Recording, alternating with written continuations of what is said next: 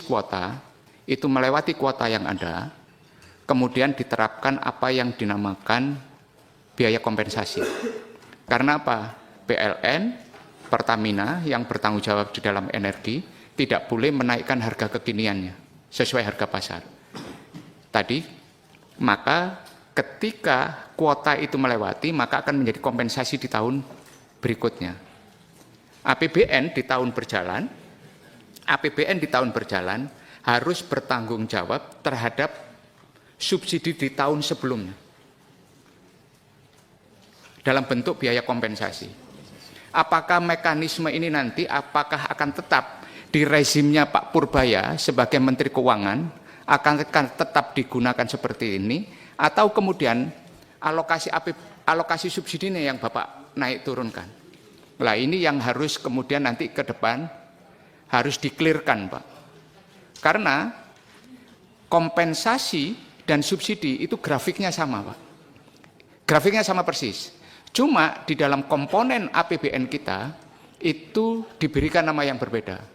Di tahun berjalan itu dinamakan subsidi, dan ketika subsidi melewati kuota menjadi beban APBN di tahun berikutnya. Nah, ini yang harus Bapak kemudian tim Bapak itu harus merumuskan ulang, apakah ini ada sudah kondisi ideal. APBN di tahun berjalan masih menanggung kompensasi dari tahun sebelumnya. Perlu saya sampaikan, Pak, semalam kami dapatkan data dari salah satu subsidi listrik. Kompensasi kuartal pertama PLN itu ada 27 triliun. Saya memperkuat apa yang disampaikan oleh Pak Mekeng. Ada, Pak. Kompensasi, artinya apa? Berarti kompensasi di tahun 2002 itu adalah kompensasi untuk tahun 2024, Pak. Untuk dari APBN 2024. Kalau kita mengatakan ada kompensasi 2025, itu berarti beban subsidi yang melebihi kuota di tahun 2024, kemudian menjadi biaya kompensasi dan belum dibayar, Pak. 27,6 triliun. Kemudian ada juga disampaikan mengenai diskon listrik yang belum dibayar sekitar 13,6 triliun. DIPA kekurangan subsidi tahun 2024 sebesar 3,82 triliun PLN. Nah, ini jelas, Pak. Jadi kalau Bapak nanti dapat penjelasan dari anak buah Bapak bahwa semuanya sudah dibayar, ya harus Bapak cek ulang. Ini kita bukan saling menyalahkan, Pak. Kita ingin memperbaiki tata kelola. Karena jangan sampai BUMN yang mendapatkan tugas PSO ini kemudian yang menjadi tugas mereka dijalankan, tapi kewajiban-kewajiban yang bersifat finansial Ketua, yang sudah dialokasikan itu kasih giliran nih ke ya, fraksi. bentar, Pak, saya kasih pengantar. Karena Menteri udah mau jalan, jangan nanti pas kita ngomong nggak ada waktu lagi. Saya kasih pengantar itu, Pak. Saya beri kesempatan kepada seluruh anggota untuk mulai bertanya. Per fraksi dulu ya. Enggak, saya jawab dulu, Pak. Pernyataan Bapak barusan. Nanti kan sejenis kali-kali pertanyaan yang lain kan. Jadi kalau kita lihat, Pak, betul memang ada subsidi kompensasi, tapi tidak dibayar di tahun berikutnya. Sebetulnya dianggarkan di tahun yang sama. Cuman karena ada proses verifikasi dan lain-lain, biasanya terlambat beberapa bulan. Jadi yang triwulan pertama tahun dan kedua tahun ini sudah dibayarkan, akan dibayarkan kapan? Oktober, Pak. Oktober tahun 2025 ini. Yang 2024 sudah dibayarkan semua. Cuman yang triwulan keempat bergeser ke awal tahun karena ada perlu waktu untuk tadi verifikasi, audit BPK dan lain-lain. Tapi dianggarkannya di tahun yang sama sebetulnya. Jadi bukan dibayar tahun berikutnya, tapi dibayarkan sesuai dengan peraturan yang ada. Itu ada Perpresnya. Kita harus ikutin, termasuk dari BPK, dari Irjen kami, yang saya BPKP juga. Tapi yang saya pertanyakan juga kata teman-teman di keuangan, kenapa lama sampai 4 bulan, 5 bulan. Ke depan mungkin akan kita perbaiki itu prosesnya secepat mungkin sehingga 1 bulan setelah mereka ajukan kita bisa keluarkan uangnya. Saya beri kesempatan kepada PDI Perjuangan, setelah itu Golkar, Pak Mekeng. Baik, terima kasih pimpinan dan anggota Komisi 11 Menteri Keuangan beserta jajarannya. Ada Pak Wamen juga. Ya, Pak. Pertama, memang tadi telah disebutkan ya bahwa kita ini mendukung subsidi sebagai bagian dari keperpihakan kepada masyarakat. Tapi tadi yang disampaikan juga oleh Pak Menteri adalah dan yang menjadi concern kita bersama bagaimana subsidi dan kompensasi ini adalah tepat sasaran dan berkeadilan. Nah, di sini salah satunya yang dijadikan andalan adalah adanya dana tunggal sosial ekonomi nasional. Nah, ini satu hal yang perlu disampaikan sebelumnya bagaimana dan dengan adanya data ini gimana.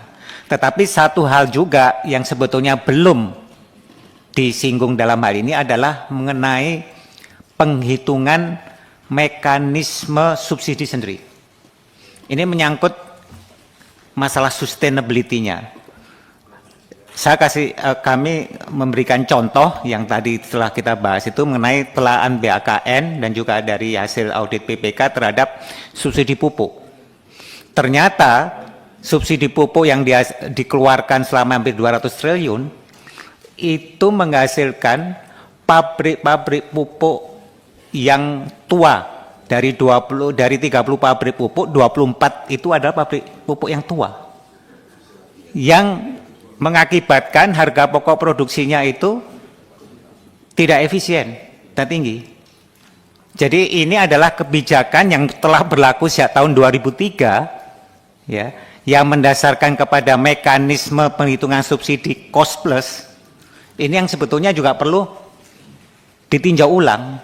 Jadi banyak sekali kalau kita lihat kebijakan subsidi ini, mekanisme subsidi ini yang sudah lama ya.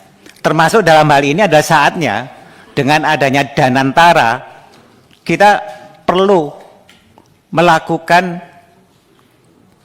suatu katakanlah transformasi secara keseluruhan. Buat apa katakanlah BUMN yang notabene hasilnya dari subsidi itu menghasilkan dividen yang besar. Ini kan kantong kiri kantong kanan nih. Dengan begitu proses yang begitu besar, tetapi sebetulnya profitnya ini adalah sebagian besar dari subsidi. Jadi ini patut untuk ditata ulang. Saya hanya memberikan contoh mekanisme penghitungan subsidi pupuk itu sebagai salah satu contoh. Kita juga akan masuk nantinya ke subsidi listrik. Ya, mungkin Pak Febrio juga waktu itu sudah kita berikan. Dan hasil audit BPK sebetulnya perlu disampaikan. Subsidi listrik BPK mengatakan banyak yang tidak tepat sasaran di center ini, tapi tindak lanjut dari audit ini juga belum disampaikan. Apakah sudah dilakukan perubahan kebijakan atau belum? Ini mungkin yang perlu juga disampaikan. Karena di dalam audit BPK itu banyak sekali temuan yang menyangkut subsidi ini, yang sebetulnya perlu juga disampaikan di dalam laporan ini. Sehingga dengan demikian kita tahu masalah tepat sasaran berkeadilan, tetapi juga keberlanjutannya. Karena banyak hal yang sebetulnya di dalam mekanisme subsidi ini yang perlu dipertanyakan. Kemudian mengenai tadi komponen subsidinya, kan ada tadi Pertalite, ada segala macam. Ini sebetulnya juga menyangkut misalkan kebijakan energi. Apakah ini juga menunjang kepada energi baru terbarukan atau kepada tujuan kita untuk mencapai net zero dari lingkungan kita yang menjadi katakanlah program lingkungan kita. Karena kalau kita lihat ini yang disubsidi justru adalah energi yang sebetulnya mempunyai kandungan lingkungan yang sebetulnya tidak menuju kepada energi bersih. Hal-hal inilah sebetulnya yang perlu dilihat kembali mengenai baik itu mengenai komponen energi yang disubsidi sehingga ini bisa tepat sasaran, berkeadilan, tetapi juga perlu ditambahkan yang berkelanjutan, sustainability-nya. Karena uang sudah keluar, kalau mekanisme subsidinya misalkan seperti pupuk itu dari mekanisme penghitungan cost plus menjadi berdasarkan market base, itu selain meningkatkan pabrik pupuk itu lebih efisien melalui revitalisasi, jumlah subsidi yang sama itu bisa menghasilkan pabrik yang lebih modern dan lebih efisien. Saya kira demikian pimpinan. Terima kasih. Terima kasih Pak Andreas. Berikutnya Pak Mekeng, saya persilakan. Terima kasih Ketua, teman-teman Komisi 11 yang saya hormati, Pak Menteri beserta Wakil Menteri dan Dirjen beserta jajaran yang saya hormati. Pak Menteri, masalah subsidi ini intinya cuma proses verifikasi di dalam pembayaran subsidi ini terlalu berpanjang sekali. Ada 2, kadang-kadang 3 lembaga yang melakukan verifikasi. Nah, itu yang menghambat proses pencairan subsidi yang harus ini. BUMN ini kan ada 2 fungsi. Satu sebagai profit oriented dan satu PSO. Nah, ini yang mengganggu ini kan yang PSO. Bukunya tidak dipisah, bukunya satu buku. Jadi orang suka bilang Malaysia itu nggak punya sumur yang banyak, tapi untungnya Petronas lebih besar dari Pertamina. Yang harus dilakukan evaluasi ulang adalah proses verifikasinya ini. Coba Pak Menteri lihat waktu pupuk bersubsidi, dari dulu subsidinya besar, tapi rakyat petani susah mendapatkan pupuk. Setelah Pak Prabowo naik, Pak Prabowo menginventarisir, ternyata ini terlalu banyak aturan-aturan birokrasi dan dipotong oleh Pak Prabowo. Sekarang sudah kelihatan kemajuannya. Demikian pula dengan subsidi. Nah, subsidi ini kan Pak Menteri membuat anggaran subsidi tahun 2026 itu kan digunakan untuk tahun 2026. Nah, yang belum dibayar ini kan ditaruh di dana BUN. Kan harus diambil dari situ dananya Menteri Keuangan. Nah, ini kan harus jelas itu loh. Kalau prosesnya ini terlalu berkepanjangan, yang akan susah si BUMN karena dia harus funding dari pasar. Dia datang ke perbankan dengan bunga yang tinggi, akhirnya tidak lagi kompetitif. Nah, ini menurut hemat saya, Pak Menteri harus lakukan segera koordinasi dengan Danantara, karena BUMN kemarin datang dengan Danantara. Ya, tolong dipangkas itu prosesnya. Mungkin ditunjuk misalnya BPKP yang memverifikasi. Jangan lagi nanti ada irjen ini segala macam. Ya, itu akan menjadi masalah. Tolong Pak Menteri subsidi ini diperhatikan supaya BUMN itu juga tetap sehat dan bisa memberikan kontribusi dividen yang besar kepada Danantara untuk proses pembangunan yang lain. Kalau ini tidak diberesin, saya rasa tidak akan banyak berubah performance daripada Danantara itu. Itu saja pimpinan. Terima kasih. Terima kasih Pak Mekeng. Berikutnya teman-teman Gerindra masih rapat fraksi Pak. Mohon izin. Minta izin memang. Selanjutnya Nasdem. Pak Sohibul Iman. Bismillahirrahmanirrahim. Assalamualaikum warahmatullahi wabarakatuh. Terima kasih Ketua dan teman-teman Komisi 11 atas kesempatannya. Yang saya hormati Pak Menteri, Pak Wamen, dan Pak Seksien beserta jajaran. Terkait dengan subsidi ini Pak, ada satu hal yang menurut saya yang harus menjadi perhatian, itu adalah harga keekonomian itu betul-betul 3E Pak, ekonomis, efisien, dan efektif. Dan ini memang menjadi tugasnya dari BUMN sebagai perusahaan negara yang ditugaskan untuk menjalankan kegiatan tersebut. Namun di dalam komponen daripada biaya produksi itu terdapat di dalamnya adalah cost of capital Pak.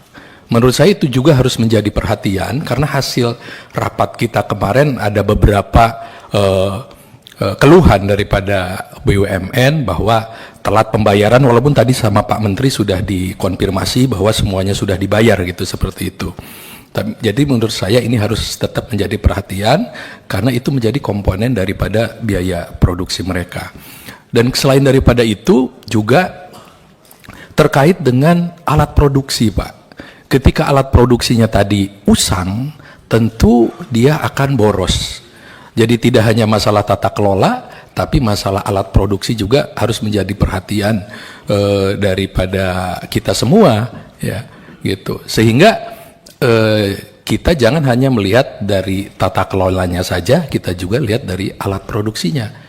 Udah usang atau belum? Seperti tadi disampaikan oleh Pak Andreas terkait dengan pabrik pupuk, gitu, seperti itu. Nah, kemudian selain daripada itu, Pak, apakah ini tepat sasaran atau tidak? Saya lihat di data Bapak halaman 10 ya. Sebagai contoh terkait solar di sini. Disebutkan penerima manfaat itu lebih dari 4 juta kendaraan. Apakah mungkin, Pak, nanti ditambahkan termasuk liternya, Pak? Karena di sini disebutkan harga seharusnya 11.000, kemudian dibayar masyarakat 6.800. Ya, di sini kan kuantumnya adalah liter gitu. Kalau boleh nanti dilengkapin, Pak. Sama dengan yang Pertalite juga. Sehingga ini akan membuat kita menganalisanya mungkin lebih detail, Pak, ya. Seperti itu. Kemudian yang pupuk urea dan pupuk NPK. Kalau boleh dipisah, Pak. Ini digabung ya, 7,3 juta ton penerima manfaatnya itu. Kalau bisa digabung ya, pupuk urea berapa, pupuk NPK berapa. Nah, kenapa saya perlu sampaikan demikian, Pak? Karena tadi kaitan dengan tepat sasaran atau tidak. Kemudian yang selanjutnya kami juga rapat tadi malam mendapatkan ini dari Pertamina nih. Salah satu harapan dari mereka adalah mendorong disegerakannya rapat 3 menteri, ini bahannya saya bawa, Pak, sebagai dasar pembayaran atas kompensasi BBM khususnya Pertalite yang telah selesai diaudit oleh Itjen Kemenq atas kompensasi triwulan 1 2025. Artinya kan sebetulnya bukan audit dari pihak lain, tapi dari Kementerian Keuangan. Jadi menurut saya ini penting, harus menjadi perhatian juga, Pak. Gitu. Nah, kalau boleh, Pak, rapat selanjutnya mungkin atau nanti disusulkan secara tertulis, boleh nggak kami mendapatkan rekon, Pak? Rekonsiliasi hutang piutang antara Kementerian Keuangan dengan BUMN yang diberikan penugasan. Nah, jadi biar kita tidak ada perdebatan, misalnya dari BUMN ini belum dibayar, ya kan? Terus menurut Bapak sudah dibayar, ya kan? Akan lebih fair ketika dibuat aja rekonsiliasinya, ya. Dan sehingga datanya satu gitu, tidak ada perdebatan terkait hal tersebut. Kemudian yang terakhir mungkin, Pak, sedikit dari saya terkait dengan tadi Bapak menyampaikan bahwa memang ke depan akan diperbaiki agar tepat sasaran. Kira-kira langkah-langkah apa, Pak, agar bisa mencapai tepat sasaran dalam penyaluran subsidi dan kompensasi? Karena kebetulan di lapangan saya menemukan DTSEN ini ternyata antar lembaga masih belum nyambung, Pak. Ya, di dinas kabupaten yang bersangkutan itu dikategorikan DTSEN desil 4 dan 5, tapi ketika dia mau mendapatkan program dari kementerian lain gitu, ternyata yang bersangkutan belum terdaftar. Mungkin itu harus menjadi catatan kita, perbaikan ke depan, sehingga apa yang menjadi harapan kita, subsidi dan kompensasi ini betul-betul tepat sasaran, diberikan kepada masyarakat yang betul-betul membutuhkan. Mungkin itu saja, Ketua, dari saya. Billahi taufiq wal hidayah. Assalamualaikum warahmatullahi wabarakatuh. Waalaikumsalam warahmatullahi wabarakatuh. PKB, saya beri kesempatan. nanti tambahnya. Yuk. Ya, assalamualaikum warahmatullahi wabarakatuh. Ya, Bapak sekalian, gimana ya Pak Menteri Keuangan? Ini kan subsidi, kebijakan subsidi, kurang bayar subsidi dan lain-lain, ini kan bahasa kami itu konsensus terhadap keberpihakan pemerintah untuk, tadi disampaikan Pak Menteri, masyarakat mendapatkan kue pembangunan, kue APBN dan seterusnya. Ini kami memahami Pak, semalam pun kami sudah rapat juga sangat memahami, karena ada sektor-sektor yang memang tidak bisa dilepas kepada swasta sepenuhnya. Kalau itu dilepas tentunya unkontrol ya Pak ya, tidak bisa terkontrol, makin membahayakan. Namun subsidi yang makin tahun makin naik, barangkali mohon izin Pak Menteri dan Bapak Wakil Menteri, mungkin ada penataan fundamental kembali, sehingga subsidi tetap memang itu kebijakan yang baik, namun manajemen juga harus yang rasional. Saya semalam itu ada teman yang menyampaikan bagaimana soal subsidi listrik. Pak, di Jawa itu tidak semuanya desa itu sudah terang, ada desa gelap. Padahal listrik itu kewenangannya di provinsi. Kalau provinsi yang begitu lebar, mereka juga tidak bisa menyelesaikan subsidi listrik, atau mungkin apa itu loh Pak yang pemasangan. Nah, ini contohnya ya Pak ya, contoh saja. Akhirnya biasanya beberapa pemerintah yang mempunyai surplus anggaran itu mereka mempercepat untuk ada penanganan dan koordinasi dengan PLN. Nah, apakah ke depan Pak skema seperti ini bisa dimasukkan dalam skema dana alokasi pembantuan? Kalau diserahkan ke provinsi, ada yang cepat, ada yang lambat, tergantung satu kemauan, kedua politik anggaran, ketiga juga mengidentifikasi persoalan sehingga tertangani dengan baik. Tanpa itu rasanya pemerintahan di bawah itu, misal desa, kabupaten, kota itu yang ingin segera diselesaikan, karena mereka itu juga jabatan politik yang kemudian dipengaruhi dengan performa kinerja. Ini ilustrasi saja Pak, sehingga subsidinya betul-betul mencapai, ilustrasi saja. Nah, kalau mungkin beberapa item-item itu pembenahan sistem infrastruktur diharapkan bisa mengurangi angka subsidi yang makin tahun makin naik, dan kemudian mohon maaf dengan segala hormat, APBN juga begitu besar digunakan untuk yang hal-hal lain ya. Kemudian yang kedua, soal saya apresiasi beberapa pemerintahan Pak Prabowo ini, saya tanya gimana Pupuk, tahun ini lancar, semuanya lancar, nggak ada yang kurang. Nah, model seperti ini Pak tentunya punya data, pemerintah punya data apa yang membuat pupuk itu lancar, itu dipegang Pak. Jangan nanti kemudian ganti lagi, akhirnya teriak-teriak. Dulu Pak ya, berpuluh-puluh tahun kami bertanya kenapa subsidi ini kok, kenapa pupuk nggak ada. Setiap masa tanam kami DPR itu di WA, dihujat, dimarahi dan lain-lain ya, kita hanya paling ngambil ke pabrik minta dipercepat dan lain-lain. Jawabannya apa? Kalau musim tanam itu sama-sama hujan bareng-bareng akan kekurangan air, akan kekurangan pupuk. Tapi hari ini itu hujan pasti tidak bisa bareng-bareng atau bareng-bareng. Tapi memang periode Pak Prabowo ini pupuk sekarang lancar. Nah, coba diidentifikasi seperti ini agar ke depan hal-hal yang sifatnya subsidi bisa dimanage dengan baik ya. Bapak sekalian, ini juga sudah dibahas di Banggar. Tentunya kami ingin mensupport Kementerian Keuangan dan jajarannya agar manajemen APBN lebih baik lagi, termasuk model subsidi dan seterusnya. Barangkali itu mungkin Pak Bertu tadi sudah ingin menambahkan. Beliau banyak Pak dari Sumatera, ini banyak informasi. Mohon maaf Pak Bertu ya. Makasih, nanti sudah Bu, sudah nggak bisa Bu. Saya belikan ke PKS. Terima kasih pimpinan. Yang saya hormati pimpinan anggota Komisi 11, yang saya hormati Pak Menteri dan seluruh Wakil Menteri dan juga jajarannya. Pak Menteri, di banyak desa, di kampung dan juga di kota Pak, saya masih banyak bertemu pedagang kecil dan pekerja lepas yang bilang bahwasannya subsidi dan stimulus itu ada tapi dampaknya belum terasa di dapur-dapur kami. Harga BBM itu mempengaruhi ongkos antar jemput dan bahan pokok. Sementara listrik rumah tangga kecil masih susah dan sulit saat bayar tagihan.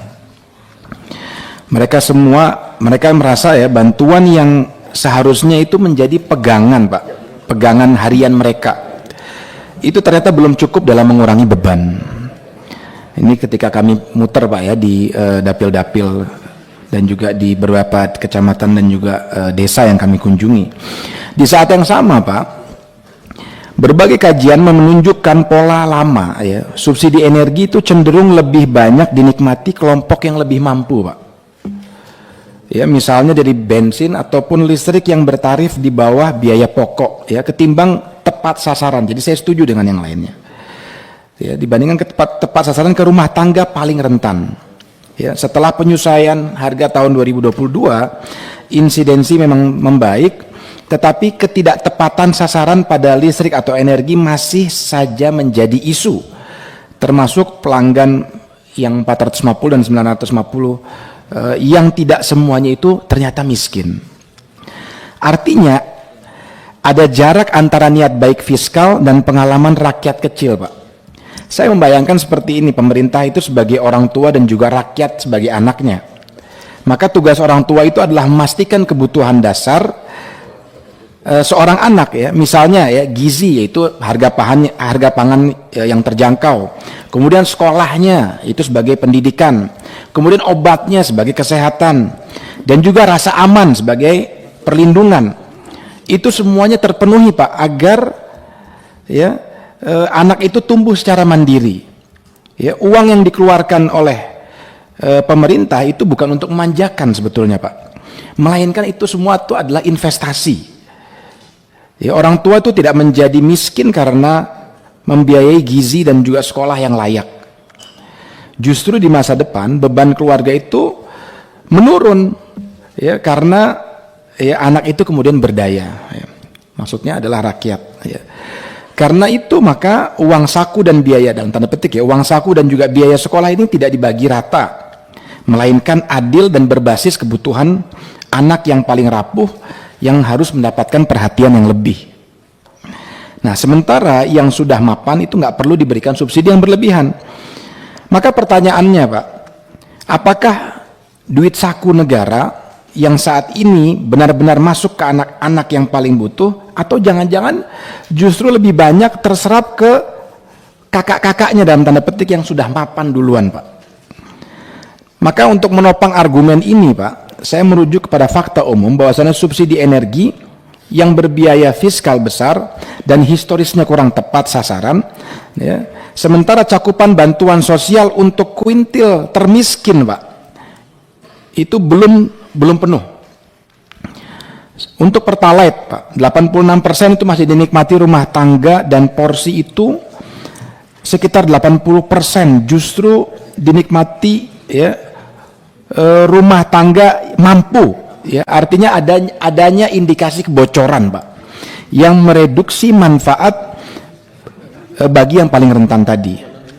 Temuan global juga konsisten, Pak. Subsidi energi ini mahal dan kerap tidak tepat sasaran, artinya efektif menahan volatilitas tapi kurang efisien melindungi rakyat miskin jika tidak diarahkan kepada penerimanya langsung. Bukan ke harga, ya. Nah, di APBN ke depan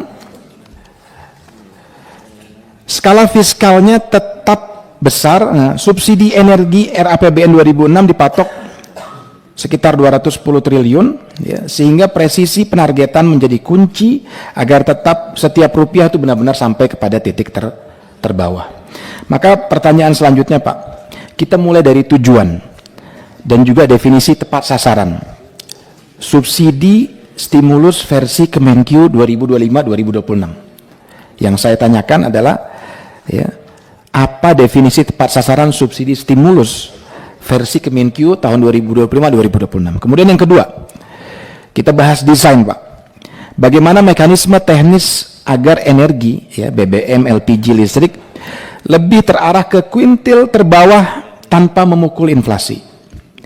Yang ketiga, masuk ke integrasi data. Bagaimana sinkronisasi DTKS, Regosek, dan juga ID kependudukan untuk meminimalkan exclusion error. Yang terakhir, mengenai komitmen dan juga tenggat. Metrik keberhasilan apa dan kapan melihat pergeseran manfaat yang nyata di tingkat RT dan juga RW. Saya berharap cara pandang yang menegakkan bahwasannya rakyat ini adalah putra-putri kita dan pemerintah adalah orang tuanya, maka orang tua yang bijak adalah tidak jatuh miskin karena memberikan gizi dan juga sekolah yang layak kepada anak-anaknya. Justru anaknya itu akan tumbuh mandiri dan juga membaik di kemudian hari. Demikian Pak. Assalamualaikum warahmatullahi wabarakatuh. Warahmatullahi wabarakatuh. Saya ingatkan ya, kita ngomongin masalah subsidi dan kompensasi. Saya ingatkan sekali lagi. Berikutnya saya beri kesempatan kepada PAN. Pak Primus. Ya, terima kasih pimpinan. Bismillahirrahmanirrahim. Assalamualaikum warahmatullahi wabarakatuh. Bapak Ibu yang saya hormati, Pak Purbaya, selamat mengemban tugas yang amat berat ini Pak di sini. Tapi saya lihat rambut Anda masih padat, belum rontok, belum memutih juga, jadi ya masih bisa Anda handle masalah ini. Jadi saya melihat Anda ini setiap hari, bahkan setiap jamnya belanja masalah semua, dan itu bagus sekali, dan saya berharap Anda bisa menemukan solusi terbaik. Dan sekarang dihadapi oleh masalah subsidi. Jadi kalau melihat pertumbuhan ekonomi, ya mau tidak mau kan Pak, itu kita wajib negara itu, pemerintah memberikan subsidi karena ada ketimpangan, ya kan, antara si kaya dengan si miskin ini jaraknya terlalu jauh. Nah, ditambah lagi negara kita adalah kepulauan, mendistribusikan itu juga tidak mudah. Ada kendala-kendala. Belum lagi kalau yang berhubungan dengan alam. Dari bulan Desember sampai Februari itu musim-musimnya itu hujannya, curah hujannya sangat tinggi, itu juga sangat bermasalah. Nah, kalau kita lihat Bapak, pertama saya melihat ini informasinya harus valid dulu. Informasi yang pemerintah dapatkan dalam hal ini Menteri Keuangan itu tidak valid seperti yang kami dapatkan. Harusnya pimpinan mungkin next time ya, perwakilan Nusantara, Pak Arief itu ada duduk bareng di sini sehingga satu irama ini. Ini kalau kayak begini jadi ada dualisme. Nah, tapi sudahlah. Saya berharap ini kepada jajaran Kementerian Keuangan bisa bekerja sama, artinya mensupport Menteri Keuangan bahwa ini tugas yang amat berat tapi mulia. Oleh karenanya ini work team ya. Jadi saya tahu masalah ini sangat banyak sekali, ya kan? Ditambah eksekusinya harus cepat sekali. Nah, kalau saya melihat Bapak ya, sejak COVID itu adalah yang tertinggi. Tahun 2022 negara memberikan subsidi. Terus setelah itu tahun 2023, 24, 25 itu 370, 386, 394 tahun ini. Nah, ini kan artinya 2 kali lipat dari sebelum COVID, Bapak. Nah, saya tidak berbicara bahwa oh jangan di stop, tidak. Tetapi harus dicarikan solusi. Ya kan? Yang paling besar dari semua ini komposisinya adalah energi. Khususnya itu listrik, PLN. Sampai 156.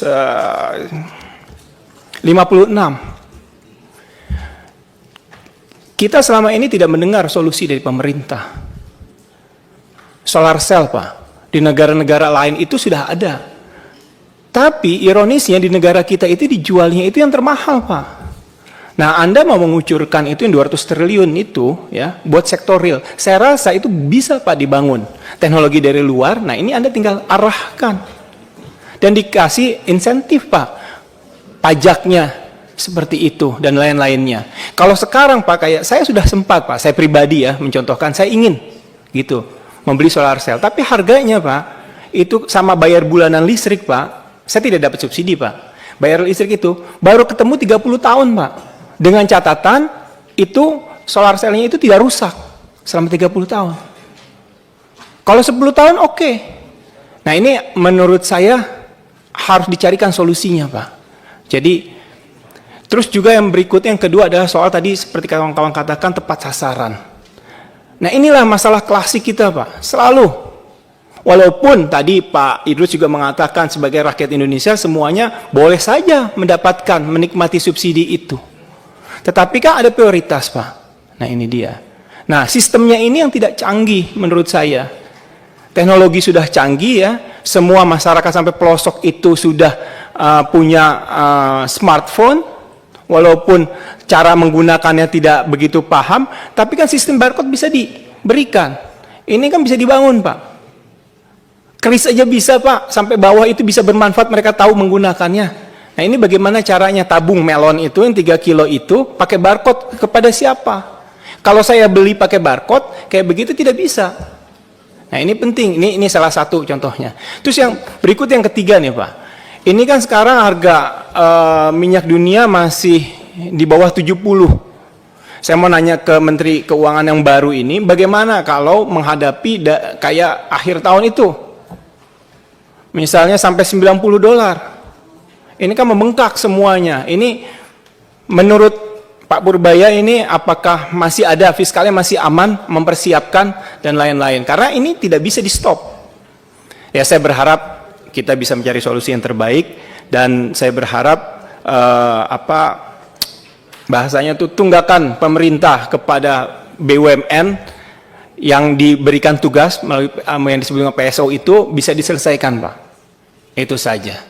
Karena yang disampaikan tadi Bapak itu tahun 2024 saya masih ingat itu dari Pertamina sendiri masih ada tagihan 9 triliun. Itu saja pimpinan, terima kasih. Assalamualaikum warahmatullahi wabarakatuh. Waalaikumsalam warahmatullahi wabarakatuh. Demokrat, saya beri kesempatan Pak Marwan C. Hasan. Assalamualaikum warahmatullahi wabarakatuh. Selamat pagi dan salam sejahtera untuk kita semua, Ketua, para Wakil Ketua dan anggota Komisi 11 yang terhormat, Pak Menteri Keuangan, Pak Wakil Menteri, Pak Sekjen, Pak Dirjen yang saya hormati. Ya, saya pikir fokus kita adalah tugas Menteri Keuangan sebagai bendahara negara. Kasihan saya lihat Pak Menteri ini disuruh mikirin bagaimana cara mengatur pupuk, kemudian mengatur solar cell gitu ya. Luar biasa Pak Menteri, tapi saya berdoa mudah-mudahan apa yang diharapkan itu bisa terjadi Pak. Tapi pagi hari ini saya dari fraksi Demokrat ingin fokus kepada tugas Bapak untuk mengatur realisasi biaya subsidi dan kompensasi ini. Ya.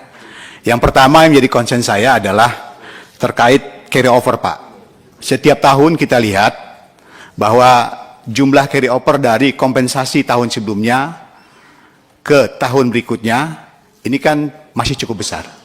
Kalau kita lihat tadi kan seperti disampaikan Pak Menteri, BBM itu 31 triliun, kemudian listrik itu 37,5, ini kan cukup besar Pak. Kalau ini kan bisa kita kecilkan, tentu uang itu akan lebih bermanfaat kalau kita gunakan untuk pembangunan pada tahun terkait. Nah ini cara Bapak, saya pikir kalau persoalan verifikasi mungkin tidak akan sebesar ini Pak. Verifikasi itu kan persoalan waktu, bukan jumlah. Ya. Kalau verifikasi itu persoalan waktu, lambat cepat itu verifikasi. Tapi kalau jumlah kan artinya kan pengaturan. Nah ini yang saya pikir Pak Purbaya harus pikirkan sistemnya. Kalau kata Pak Prabowo kemarin kan S3 ini harus membuat sistem. Supaya carry over ini semakin kecil, kemudian kompensasi ini makin cepat, makin baik. Sehingga dana itu bisa segera diputarkan oleh BUMN terkait. Itu Pak yang pertama Pak. Sistemnya seperti apa yang akan Bapak buat. Yang kedua, tadi menyambung yang disampaikan oleh teman-teman, ya kalau kita lihat sekarang ini harga minyak bumi ini landai-landai Pak. Ya pada kisaran 70. Tapi kan kita tahu, kalau $1 saja, dia di atas asumsi APBN kita 2025 yang 82, maka Bapak perlu tambahan 10 triliun. 10 triliun Bapak harus siapkan. Nah ini bagaimana Pak? Kita kan nggak tahu ini. Persoalan Timur Tengah, Ukraina, kemudian perang dagang dan lain sebagainya, ke depan ini seperti apa? Seberapa siap Bapak? Kalau turun saya pikir Pak Purbaya sangat siap.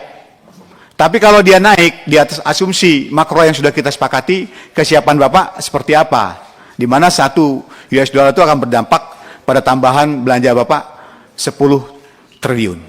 Saya pikir itu Ketua, terima kasih. Wassalamualaikum warahmatullahi wabarakatuh. Waalaikumsalam Pak. Saya beri kesempatan kepada Pak Fauzi dari meja pimpinan. Terima kasih Pak Ketua, Pak Menteri, Pak Sekjen, Pak Dirjen, Pak Wamen yang saya hormati, yang saya banggakan. Saya mau nanya, izin bisa TikTok Ketua ya. Pertama tentang dana subsidi tahun 2025, di outlook kami itu kan sebesar kurang lebih 307 triliun, tapi penjelasan Bapak tadi 479 triliun Pak. Mungkin dapat tambahan dari BABU, nanti Bapak jawab langsung ya. Itu satu. Yang kedua, saya sepakat sebagian dengan kawan-kawan, yang kita fokus dengan Pak Menteri yang baru ini, sahabat kita di LPS ini dulunya, yang kemarin sudah jadi badan Pak. Jadi tidak hanya lagi lembaran di lembaran negara, Bapak sudah badan, artinya bisa sejajar dengan OJK dan BI Pak. Yang kedua, saya pengen fokus Pak, sama dengan kawan-kawan sebelumnya, Bapak sebagai bendahara umum negara, itu satu. Pertama, tujuannya adalah memastikan bahwa dari gelombang tuntutan masyarakat yang begitu besar ini, bahwa pemerintah hadir dalam konteks subsidi dan kompensasi Pak, itu pertama. Subsidi dan kompensasi itu memberikan harapan baru agar pertumbuhan ekonomi di tingkat masyarakat itu bisa meningkat, daya beli masyarakat itu bisa meningkat. Yang kedua, anggaran di hulunya adalah bagaimana anggaran ini bisa tersedia, sehingga BUMN ataupun subsidi energi non subsidi ini, anggarannya Pak Luki dari tahun ke tahun itu, kuartal pertama, kuartal kedua, baik subsidi maupun kompensasi, itu bisa terbayar. Dari penjelasan kita malam tadi, yang kurang lebih 7 BUMN malam tadi, mereka rata-rata Pak Thomas itu, Pak kami ini belum dibayar di kuartal pertama. Oh Pak kami ini belum dibayar di kuartal kedua. Nah kita pengen memastikan dengan bendahara umum negara sebagai juru bayar, memastikan bahwa beberapa BUMN itu, baik itu energi maupun non-energi, sudah dibayar Pak Febrio. Itu kepastian itu yang paling penting. Yang ketiga, kita juga memastikan tidak bagian dari program pemerintah ini, kurang lebih dalam catatan kami ada 1.376 triliun itu memang berdampak langsung dengan masyarakat Pak. Apakah PKH, apakah KIP, sembako, bantuan iuran dan seterusnya tadi itu sangat luar biasa Pak, bisa membantu. Jadi jangan sampai tuntutan sebagian kepala daerah, khususnya kami ini Pak, baik di Komisi 11 maupun teman-teman di Banggar, tiap hari Pak Luki menerima audensi masalah pemotongan TKD Pak, seperti itu. Dan kami beralasan bahwa memang ada manfaat langsung yang diterima oleh masyarakat, kurang lebih 1.376 triliun, itu berdampak langsung dengan masyarakat. Itu menjadi catatan penting. Yang kedua, sebagian teman-teman sampaikan tadi Pak, persoalan data Pak. Tolong penyempurnaan data ini ditargetkan kapan selesainya Pak Thomas. Karena data ini kan dulu DTKS, data terpadu kesejahteraan sosial, sekarang menjadi DT-SEN, data tunggal sosial ekonomi masyarakat. Data begitu pula dengan BPS, sehingga data ini di samping datanya Kementerian Keuangan, data penerima subsidi itu berbeda-beda Pak. Sehingga benang merah, benang biru, benang hijaunya itu kita nggak dapat seperti itu. Nah sekarang mungkin dengan Pak Pubraya dan Pak Thomas ini bisa memaksimalkan DT-SEN, data tunggal sosial ekonomi, sehingga subsidi itu tepat sasaran, tepat guna, dan bermanfaat bagi masyarakat, sehingga ada perbaikan ekonomi dari tahun ke tahun di masa-masa yang akan datang. Terima kasih Ketua. Terima kasih Pak Fauzi. Kalau dari tempat saya cuma ada beberapa hal isu Pak yang perlu diperbaiki tadi, seperti yang disampaikan oleh Pak Andreas, mengenai mekanisme penentuan harga Pak. Ini juga harus diperbaiki di dalam mekanisme subsidi ini. Tidak tahu nanti siapa yang paling berwenang. Kemudian subsidi ini juga awalnya berasal dari mana Pak? Terkait dengan terutama yang bahan bakar. Ini awalnya berasal dari menentuan besaran harga komponen ICP di dalam APBN kita. Seringkali penentuan ini mempunyai dampak yang sangat serius terhadap berapa kita akan memberikan subsidi. Karena kita menggunakan mekanisme net impor. Jadi Bapak harus sejak awal, Kalau komponen subsidi atau kompensasi, terutama di BBM, ini berawal dari berapa kita mematok harga ICP kita. Ini yang Bapak harus perbaiki di tata kelola awal Bapak. Makanya di rapat-rapat awal kita, saya sampaikan, mengenai desain postur APBN ini Bapak harus kuasai benar. Karena apa? ICP kita berawal dari situ. Berapa yang kita impor crude oil dalam rangka konsumsi dalam negeri, dan besaran itu juga menentukan berapa nilai yang kita dapat PNBP dari ekspor minyak kita yang kita produksi. Lah, selisih harga itu akan mempengaruhi. Lah ini yang menurut saya berapa besaran.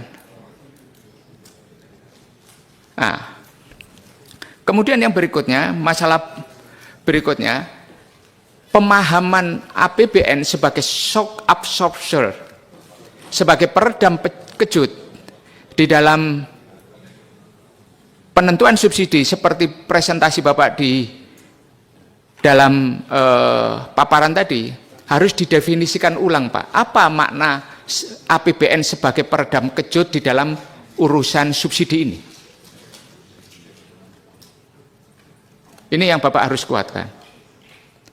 Berikutnya, isu yang berikutnya adalah mengenai tata kelola penyaluran, Pak. Tadi sudah disampaikan beberapa, ini adalah kehadiran negara yang benar-benar dirasakan oleh masyarakat. LPG 3 kilo itu akan menjadi sebuah intervensi masyarakat kecil yang seharusnya membeli harga pasar, kemudian mereka mempunyai selisih harga, dan selisih harga itu yang dia manfaatkan untuk mengkonsumsi barang lain dalam rangka bisa mendapatkan manfaat ekonomi bagi keluarga miskin itu. Lah ini yang menurut tepat sasaran. Banyak sekali isu-isu mengenai tepat sasaran dan tata kelola di lapangan ini. Lah ini yang harus kemudian pengelolaannya ini yang sangat penting, Pak Menteri.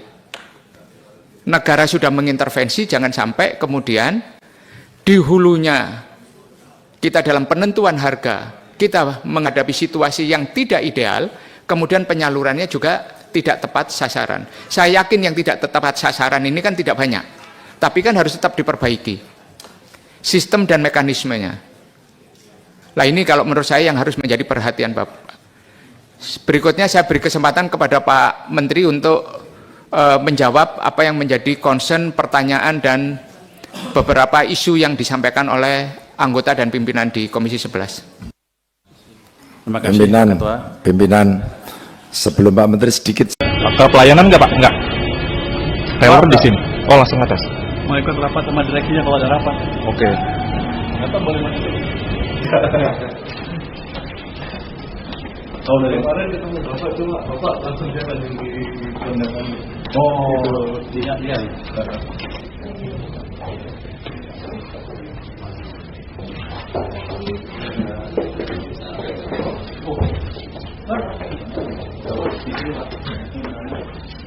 Saya mau lihat Anda dapat lagi. Halo. Baik. Mau lama nih. Ayo.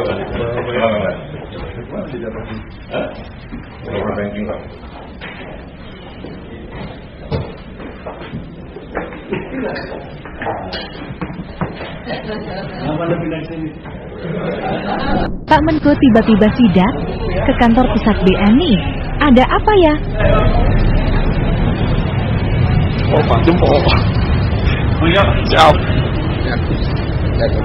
Sidak ke BNI. Kita mau lihat gimana kerja mereka. Ayo Pak.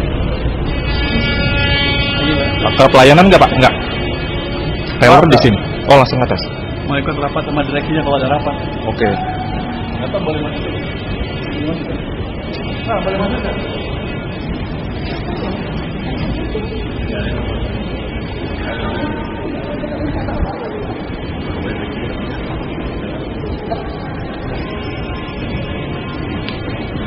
Bapak dari mana? Ini Pak, radar Pak. Bocor ya? Radar satelit. Ya. Nah, ya.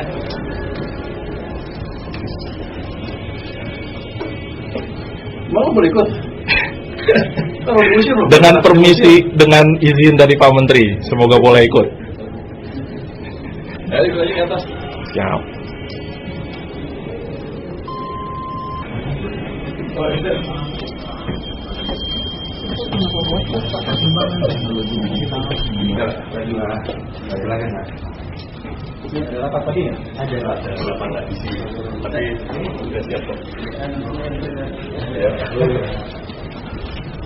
Dusun nggak?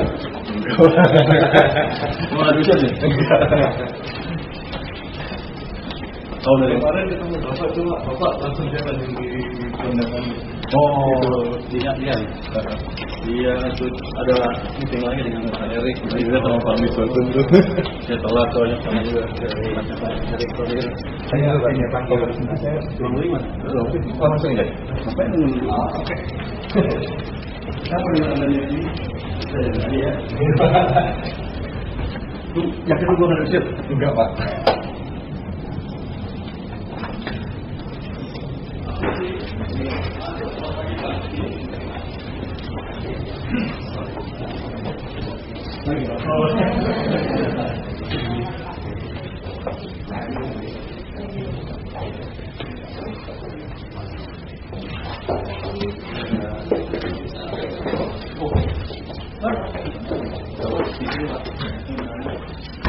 Saya mau lihat Anda rapat lagi. Halo. Balik. Mau lama nih. Ayo balik. Tidak pasti. Hah? Orang banking Pak. Ayo. Pak, panjang. Sudah, silakan lanjut. Saya di sini.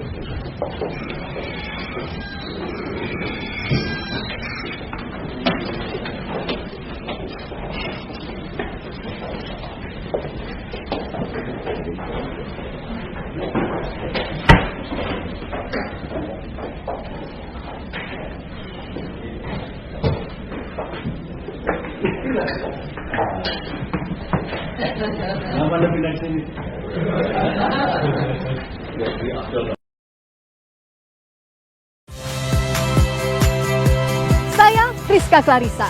Saksikan program-program Kompas TV melalui siaran digital, pay TV, dan media streaming lainnya.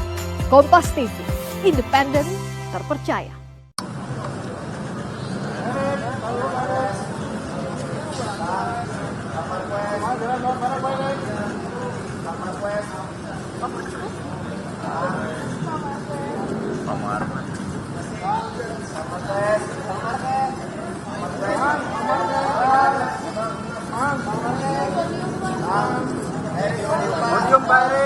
Podium Pak.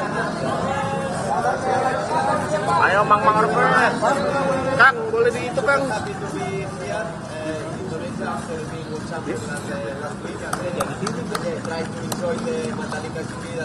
Podium Mang. Yo di podium Pak, di podium. Yo di podium. Kang, podium Kang. Ya. Podium Pak. Yo. Sorry. Ayo. Sini, tunggu di sini.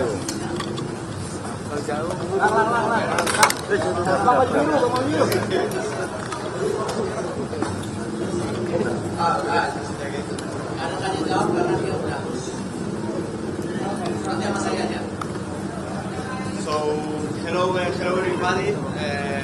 I'm super happy to be back here in Indonesia after being world champion just 3 days ago, and will be the first GP, first circuit after being champion, and I will try to enjoy it a lot. I know that I will have a lot of fans here, and it's the best circuit and the best country to enjoy it. So let's see if we can enjoy it in Mandalika GP. Thank you very much. Thank you.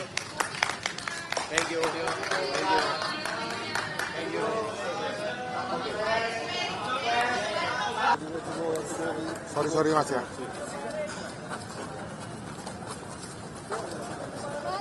You're prepared for Mandalika? Sorry? You're prepared for Mandalika? Yeah, ready to enjoy. Now, no pressure, no stress. No pressure. Already, main target is done. Thank you very much. Thank you. Thank you. sudah bertemu juara dunia Marc Marquez. Dia menyampaikan Marc kepada Bapak Presiden, ini sebuah kehormatan bisa ketemu Bapak Presiden. Dan kita lihat dia Indonesia dalam membangun sport tourism ini sangat-sangat dibutuhkan ke depan. Dan ini menjadi bagian tadi pembangunan juga tidak hanya sport tetapi juga tentu buat ekonomi secara menyeluruh. Dan Bapak Presiden juga mengucapkan ini kepada Mario Aji dan Veda untuk menjadi juga pembalap ke depan, ya. Apalagi Indonesia masih punya kontrak dengan MotoGP sampai 2031. Jadi kesempatan juga tadi tidak hanya menonton melihat tapi kita melahirkan juga generasi muda ke depan. Sekarang Mario udah di Moto2, Veda akan ke Moto3, amin gitu. Jadi ini yang kita harapkan. Terima kasih. Dari kami nanti yang ditugaskan dari Pak Menporanya. Kenapa? Ya salah satunya memang tadi kan satu sport tourism harus ditingkatkan karena impactnya tidak hanya untuk olahraga tapi juga ekonomi. Kita bisa lihat di Mandalika sekarang ekonomi impactnya hampir 4,8 triliun, tiket juga hampir habis, ini hal yang positif. Tetapi kami nanti harus menselaraskan bagaimana keinginan Bapak Presiden juga mulai melihat cabur-cabur unggulan tadi. Cabur-cabur unggulan dan juga mendorong banyaknya atlet untuk juga bisa apakah bertanding, apakah training di luar negeri, ya seperti mereka ini trainingnya di Barcelona, di Spanyol. Jadi hal-hal ini yang Presiden harapkan ke depan dan tentu Pak Presiden juga senang mengenai dana pensiun yang kita akan dorong ya buat atlet dan pelatih, tapi tentu ini menjadi kajian dan proses ke depan. Jadi sangat luar biasa. Beliau karena mungkin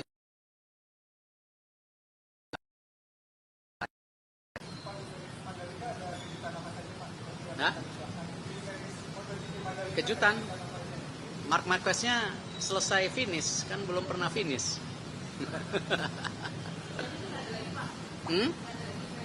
Apa? Ya nanti kita lihat lah, kan kadang-kadang kalau MotoGP ini yang dilihat actionnya, tapi kan kadang-kadang action itu sesuatu yang ya kita tidak mau bicara hal yang kurang baik lah, ya. Kita tahu Marc Marquez sendiri berapa kali jatuh di sana. Nah, justru ini menjadi tantangan juga dan saya yakin tadi disampaikan Mandalika salah satu juga sirkuit yang tadi saya juga ketemu Valentino Rossi tadi saya ketemu juga sama. Ya bilang Mandalika ini bagus ya, tapi cukup challenging buat para pembalap. Jadi ya ini memang segmen sendiri buat para pembalap. Cukup ya? Masih? Makasih Pak Erik.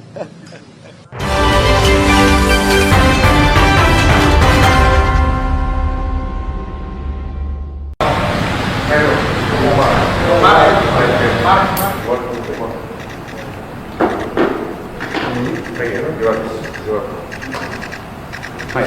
Hello, how are you? Fine. Nice to meet you. Thank you. Nice to meet you. You're from Spain. Spain. Yes. Hola, hola, señor. Hola, hola, hola. Mario Aji. Dari mana asalmu? Magetan.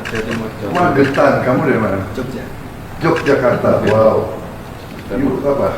Moto2. Lolos Moto2. Oh ya, really? And you? Saya di GRGP. Oh, GRGP. Young talent. They're coming. Please. Thank you.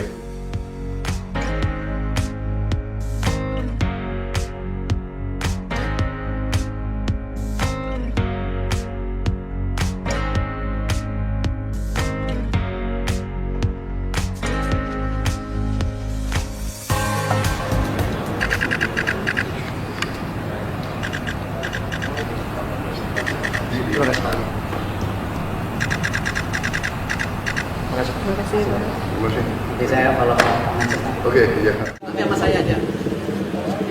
So, hello everybody.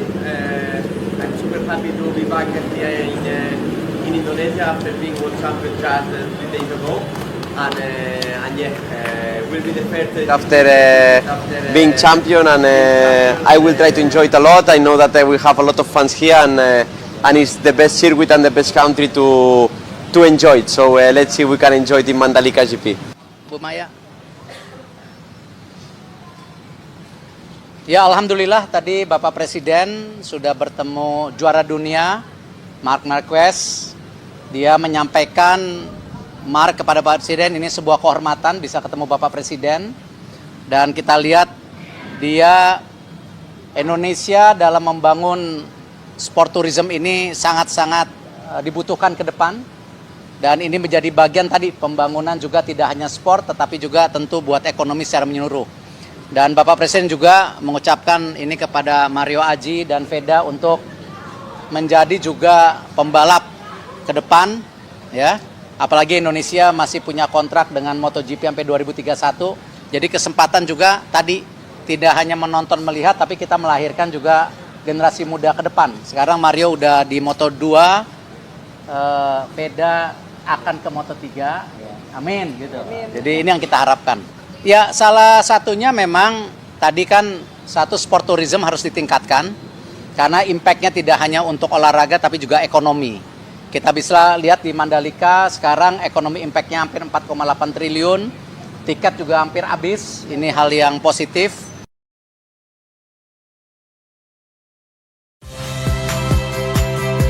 Saya Friska Clarissa.